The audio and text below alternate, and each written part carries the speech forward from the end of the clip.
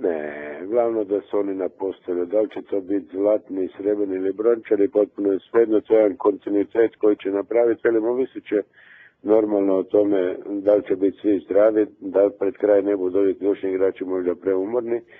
Ali ove godine mislim da su najjači jer velim, Sulice ponovo nazad vratio, tu sad 2-3 nova igrača su došla koji mogu dostojno zamijeniti ne kroz čitavu utakmicu, ali bar 10 do 15 minuta ove glavne, tako da sad prvi put će imati malo širu klupu i tu će, ja mislim, biti vrlo bitno da mogu u određenim trenucima, velim, odmoriti te ključne igrače, jer to im je recimo na zadnjem ovo što je bilo u Tunisu im je falilo, su bili u finalu umorni, tako da smo bili pregaženi.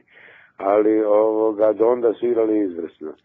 Tako da sad ovaj put, zbog te širine klupe, ja vjerujem da Hrvatska ima najbolje karte da budu sa zlatnom medaljom.